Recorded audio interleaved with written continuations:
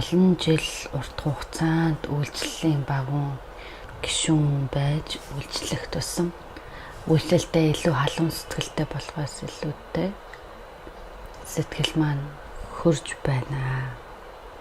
Тэгэхээр энэ сэтгэл маань байнгын байгаад ах юм бол үйлчлэл өөрчлөлт нь чухал уу? Аль эсвэл энэ сэтгэлээ дахин сэргээх арга байгаа юу? За олон жил урт хугацаанд үйлчлэлийн багийн гишүүн байх гэсэн байна. Үйлчлэлийн багийн гишүүн. Чуулганы үйлчлэлийн багийн гишүүн болох нь маш чухал байна. Яагаад вэ гэхээр энэ нь чуулган дотор үйлчлэлийн багийн гишүүн болох нь маш чухал. Яагаад вэ гэхээр хүний сүнстэй холбоотой ажлыг хийж байгаа учраас өстой чухал. Нэг хүний сүнсний үнц нь дэлхийн бөмбөрцгөөс ч илүү чухал гэсэн. Тэгэхээр хүний сүнстэй холбоотой ажил хийхээс илүү чухал ажил гэж байхгүй. Цагаан ордонд ажиллах, төрийн алба хаахтай зүүрлэхийн аргагүй байна гэсэн. Тэгэхээр чуулганы үйлчлэлийн багийн гишүүн болно гэдэг нь асар чухал гэдгийг ойлгох хэрэгтэй. Яагаад вэ гэхээр мөнхийн хувь заяатай холбогдсон ажил тэнгэр газраас ч илүү үнцэнтэй хүний сүнстэй холбоотой ажил хийж байгаа учраас тэр. Тэгэхээр үйлчлэлийн багийн гишүүн болсон хүн юу бодох ёстой гэхээр хүний сүнс үнэхээр чухал юм байна гэдгийг баттай зөв ойлголттой хүн энэ нэг сайн хийж чаддаг. Хүнийг ямар үнцэнтэй гэдгийг мэдэхгүй хүн үйлчлэл хийх хэцүү байдаг. Есүс эзэн хүн хоньноос илүү их үнцэнтэй, та нар олон болмруудаас ч илүү үнцэнтэй гэж хэлсэн байна. Библиэс харах юм бол эзэн өөрөө хүний сүнсийг ямар их хайрласан бэ гэдгийг мэдэх боломжтой. Тэгэхээр сүнсний үнцнийг баттай мэдэж ойлгосон хүн үйлчлэлийн багийн гишүүн болдог. За товчхон сургаалт төгс 11 сарын 11-30.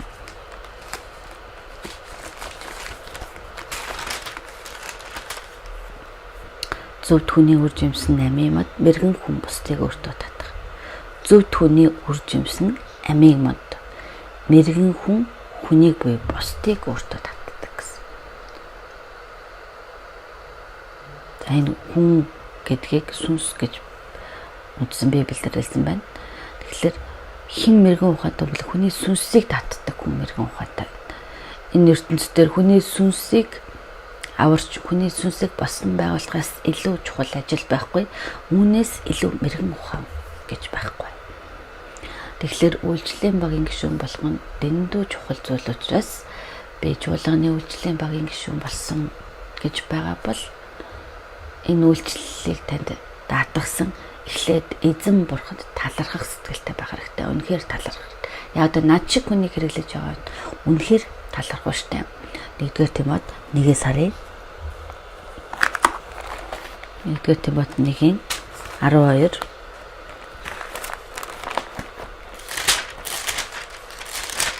намайг хүчрхэгжүүлж итгэмжит хэмээн үзээд үйлчлэлд тавьсан бидний эзэн Христ Есүст би талархдаг. Илж Паул ингэж хэлсэн. Тэрээр үнэхээр эзэнд талархсан. Яагаад вэ? Эзэн надад үйлчлэлийг даатгсан гэдэг нь намайг итгэмжит гэж тооцсон. Итгэмжит сэтгэлтэй хүнд эзэн үйлчлэлийг даатгадаг учраас үүнд би талархаж байна гэсэн байна. Намайг хүчрхэгжүүлж эзэн Христ Есүст би талархтаа.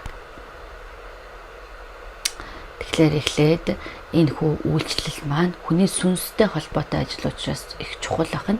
Хоёрдугаарт над шиг хүнийг хэрэглэж байгаад нь талархах учиртай байх нь. Тэгээд мөн эзэн энэ үйлчлэлийг өгсөн шалтгаанаар надад үйлчлэх боломжийг өгсөн гэсэн. Үйлчлэх боломжийг өгч байна гэдэг чинь юу гэсэн үг вэ? Надад илүү том шагналыг өгөх боломж болж байна гэсэн. Тийм ээ. Үйлчлэл гэдэг нь үргэлжлэх хийх боломжтой зүйл биш. Бурхан боломж болгож өгдөг.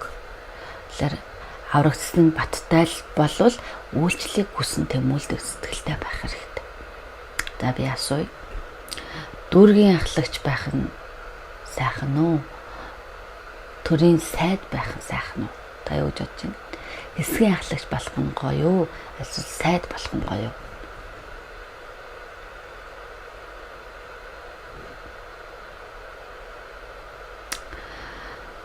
Энэ бол хариулаад ах шаардлагагүй энэ чуулган дотор үйлчлэх гэдэг асар чухал байна. Тэгэхээр би эзний өмнө ямарваа нэгэн хэлбэр ашиглагдаж хэрэглэгдэх тэгж байгаад явах хэрэгтэй тийм биз дээ. Тэгэхээр эзэн энэ үйлчлэлийг өгсөн шалтгаан нь юу гэхээр чи илүү их зов гэж өгсөн байна. Тэгэхээр ажил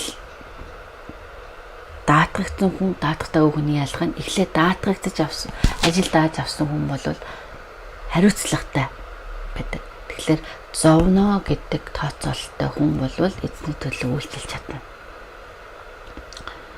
Тэгэхээр энэ зовох гэдгийг мэдээж ингэж хүлээж авах юм бол үйлчлэлийг сайн хийж чадна. Энд яагаад итгэмжит байдлыг чухалсан гэхээр зовох учраас итгэмжтэй бай гэсэн байна. За энэ асуултан дээр олон жил үйлчлэх тусам 1 2 3 4 гэд олон жил үйлчлэх тусам жина гэдэг чинь юу олон жил өнгөрч нэг илүү их зовж байна гэсэн үг. Үүний зэрэгцээ эсний нэгүслийг ихээр авсан гэсэн бас давхар явж байгаа. Үйлчлэлийн багийн гишүүнээр олон жил үйлчлэх тусам бурхан илүү их боломж өгж байгаа учраас илүү их хэрүүлэг авч байна гэсэн үг. Тэгээд аливаа зүйлийг тууштай хийж байна гэдэгт нээзэн итгэж байна. Чуулганы амьдралч бай. За 1-р байрны шагналаас илүү эцсийн шагнал илүү чухал гэж би боддог. Юу ч байсан тууштай хийж байж тэр хүнд итгэх итгэл төрдөг. Тэгэхээр чуулганы амьдралч бай, үйлчлэлч бай, юу ч бай 1 2 3 4 5 6 жил юу ч бай тууштай л үргэлжилж тууштай л хийж явах юм бол тэр хүнд итгэх боломжтой гэсэн үг.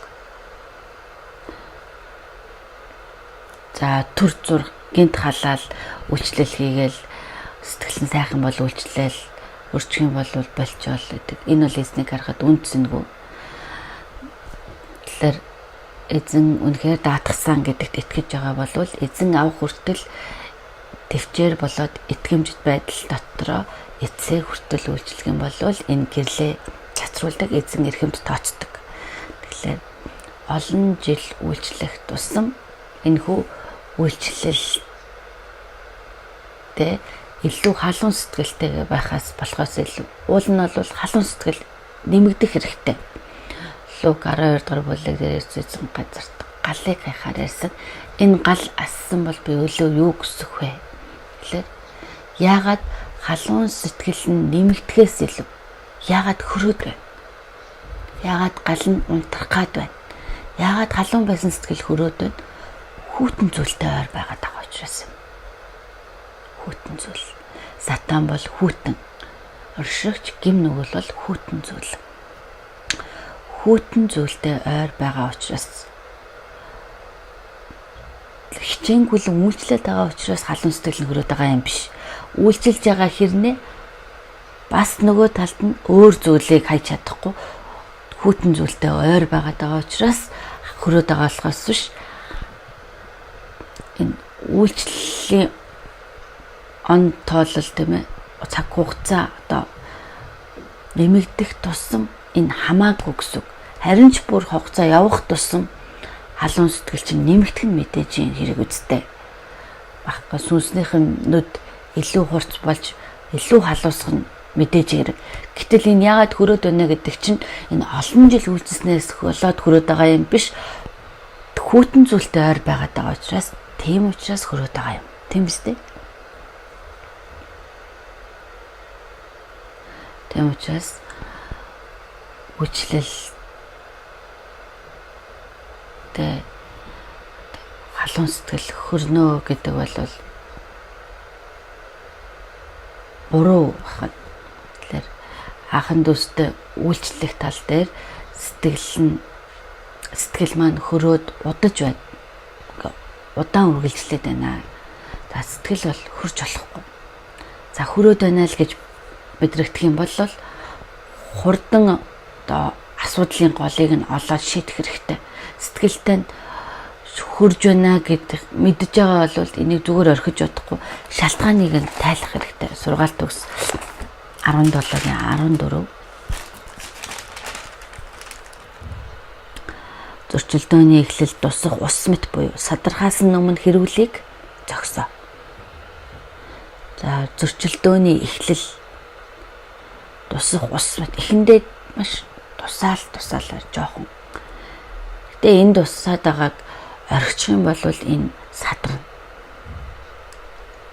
Зөрчилдөөний хэрүүлийг садархаас өмнө зогсоо. Тэгэхээр хайр хөрж байгаагийн шалтгаан нь юу вэ гэдгийг хурдан ойлгож, хурдан асуудлыг олж арга хэмжээ авах хэрэгтэй. Илчлэл 2-оос харъя. Илчлэл 2-ын 4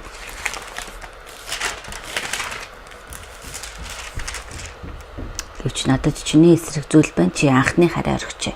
Тиймээс чи хаанаас унснаа сана бас гимш. Анхны үйлсээ үйлд. Чи эсгэмшвэс би чам дээр очиж дэнгчин байрнаас нь зайлуулах болно. Үнээс харах юм бол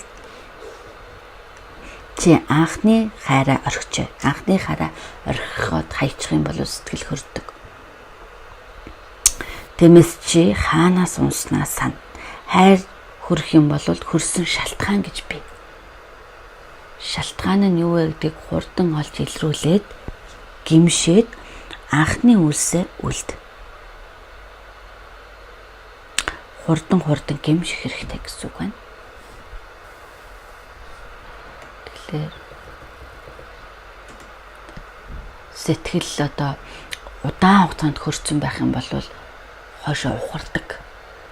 Ухрах юм бол итгэлээр маш том хохирол амснаа гэсэн. Тэм учраас эзэн таныг одоо болоо гэд болж байгаагаас биш л бол эзэн таныг хийгээсэй гэж хүсэж байхад миний сэтгэл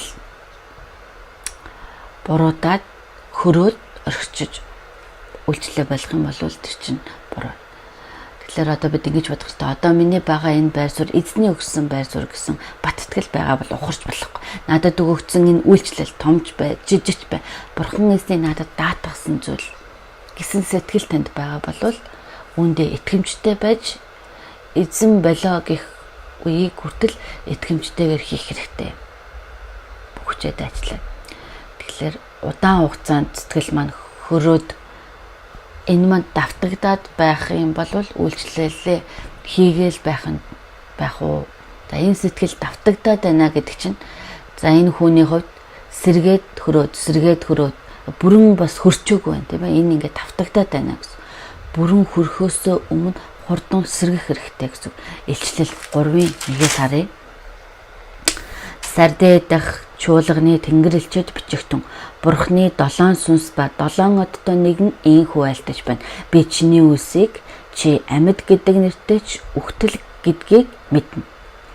Сэргээг байж үхэх гэж буй үлдсэн юмсаа тэнхрүүл. Учир нь Бурхны минь өмнө чиний үс гүйцэлдсэнийг би эс олов. Тиймээс чи юу хүлээн авсан болон сонссноо сана. Түүнийгээ сах гимш. Энэ үнээс харуул. Би чиний үсийг чи амьд гэдэг нэртэй ч үхтэл гэдгийг мэднэ. Бүрэн үхсэн бол биш байна. Сэргийг байж үхэх гэж буй үлдсэн юмсаа тэнхрүүл. Арайч бүрэн үхчихээгүй байгаа учраас юу вэ? Үлдсэн юмсаа тэнхрүүл гэсэн байна. Үхэх гэж буй үлдсэн юмсаа. Бурхны минь өмнө чиний үс гүйцэлдсэнийг би эс олов. Таатлаар эндээс харуул. Үхэх гэж буй үлдсэн юмсаа яаж тэнхрүүлэх ёстой вэ гэхээр Бурхан 7 үхэх гэж буй үлдсэн юмсаа яаж тэнхрүүлэх ёстой вэ гэхээр Бурханы ариун сүнстэй тусламжийг авах хэрэгтэй. Тэгэж байж дахин бидний зүрх сэтгэл ариун сүнсний тусламжийг авч байж сэрэгдэг байна. Тэгэхээр энэ сэтгэл давтагдаад байсан ч давтагдана гэдэг чинь юу вэ? Бүрэн бас хөрчөөгүй байна сэтгэл нь. Хөрөөгүй байгаа учраас үйлчлэлээ үргэлжлүүлэх нь чухал уу? Мэдээж үргэлжлүүлэх хэрэгтэй. Хойшоо ухарж байгаа ухрахыг хүсдэг хүн бол сатан. ухраасаа гэдгийг хүсдэг нь сатан бай. Тэгэхээр ухарч болохгүй. Эзнээс хүчийг аваад итвэхтэйгэр үргэлжлүүлэг хийгэрээ гэдгийг эзэн хүсэж байгаа. За эзний даалгасан ажлыг эцсээ хүртэл сахиж хамгаална гэсэн сэтгэл хэрэгтэй. Тэгэхээр илчлэл 2-ын 25-26 хамт уншия. Гагцгүй намайг эртэл юу байгаагаа батсах. Ялагч ба үйлсийг минь эцэс хүртэл хамгаалагчдад би үндэстнүүдийн дээгүүрх эрх мэдэл өгнө. Ялагч ба эцэс хүртэл үйлсийг минь хамгаалагчдад үндэстнүүдийн дээгүүрх эрх мэдэл өгнө. Тэгэхээр эцэс хүртэл үйлсийг минь буюу эзний үйлсийг хамгаалах. Бидний үйлчлэл бол эзний бидэнд даатгсан зүйлүүдэд баттай итгэх хэрэгтэй. Үнэхээр тийм. Тэгэхээр үйлчлэлийг үргэлжлүүлэх нь зөв бахан үйлчлэлээ. За тэгээд энэ сэтгэлээ дахиж сэргээх арга юу вэ гэсэн байна. Библиэлд хэлсэн хариулт нь илчлэл 3 дээр гарч байгаа. 3:15. Би чиний үйлсийг хүйтэнч биш, халуунч биш гэдгийг чинь мэднэ. Чамайг хүйтэн юм уу эсвэл халуун байгаасаа гэж би хүсэж байна. Тийхүү чи халуунч биш, хүйтэнч биш. Бүлээн тул би чамайг амнаасаа нулимж гаргана. Бүлээн байж болохгүй гэж хэлж байгаа. Тэгвэл яах ёстой вэ? 19-ыг хамт уншия. Би хайрладаг хүмүүсээ зэмлдэг, сахилгажуулдаг. Тиймээс халуун бай гэмш. Бүлээн сэтгэл бол халуун сэтгэлээр өөрчлөгдөх ёстой. Тэгвэл яах ёстой юм бэ? Гэмш. Гэмшээд хичээж зүтг. Дахин эзний гал таны сүнсэнд асах ёстой. Арга нь маш энгийн. Яаж бүлээн болоод байна? Хүйтэн зүйлтэй ойр байгаа учраас бүлээсдэг. Халуун зүйлтэй ойр байх юм бол сүнс дахин сэрэгдэг. Юу халуун байдаг вэ гэхээр энэ ертөнцийн дээр хамгийн халуун нэг юм бол эзэн өөрөө байгаа. Эзэнд ойр байх юм бол сүнс өөрөө халж эхэлдэг. Яагаад вэ? Тэрээр хаадын хаан эзэн учраас. Намайг ямар их хайрладаг вүлээ. Библиэс илүү халуун ном байхгүй шүү дээ. Библиэд ойр байх юм бол Библи итгэгддэг. Библи итгэгдэх юм бол би ямар их өрөөгцсөн хүн бэ гэдгийг мэдэж болно. Миний авсан үйлдэл ямар том юм бэ гэдгийг мэдэж болно. Миний хийж байгаа үйлдэл ямар үнцэнтэй юм бэ гэдгийг мэдэж болно. Тийм учраас энэ Библи нь өөрөө галтай ижил учраас Иремья номдэр хэлсэн миний үг гал адил биш үү. Библиэд ойрох юм бол эзэн таны сүнсийг галтан шатааж эхэлнэ. Тэгээд гим нүгэл өөрөө хүйтэн зүйл учраас гим нүглээс хол байх юм бол гим нүглээс хол байж эзэнд ойр байж Библиэд ойр байх юм бол сэтгэл халддаг угаасаа. Тэгээд хүний амьдрал ганц л удаа тохиодог зүйл учраас би яаж амьдрах вэ? Би өгсөнч байсан эзний хажууд өгнө гэсэн сэтгэлтэйгээр амьдрах юм бол эзэн тэр хүний хардаг. Илчлэл 5 дээр юу гэж хэлснийг мэднэ үстэй. Иесус эзний тухай яриад эзэн Иесус эрт үхлийг амссан бяцхан хург гэж хэлээд 7 эвэр, энэ эвэр гэдэг нь хүч учраас төгс хүч. 7 нүд.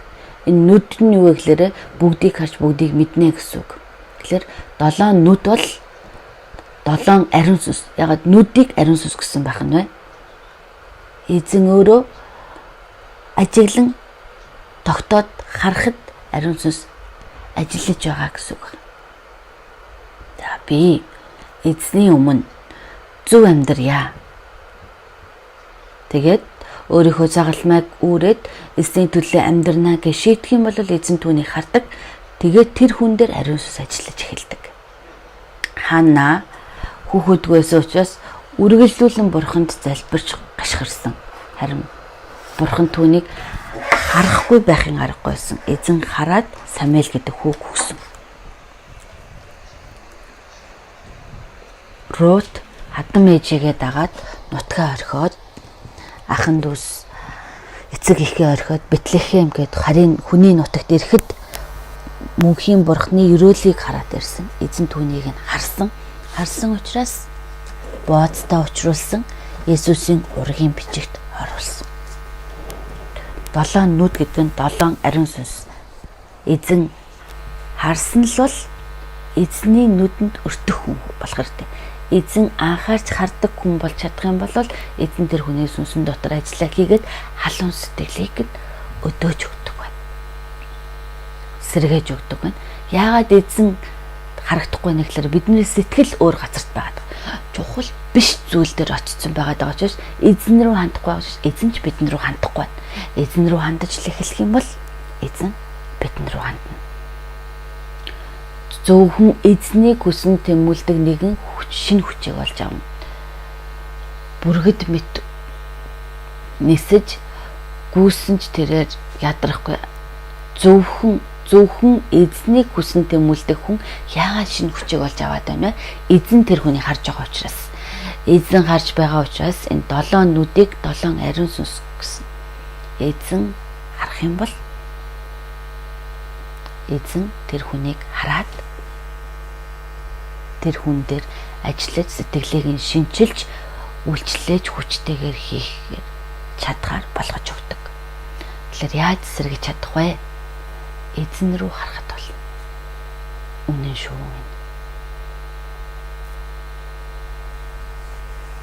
Телевиз л хараад байх хэрэггүй ээ. Эзнийг тэгвэл яаж харах вэ? Библи рүүгээ харах нь эзнийг харах. Эзний тусламжийг үргэлжлүүлэн л гуйгаад ах юм бол эзэн түүнийг тань сонсно. Харин тэгээ таны зүрх сэтгэл нэгүслээ бэлхмаар дүүргэж өгнө.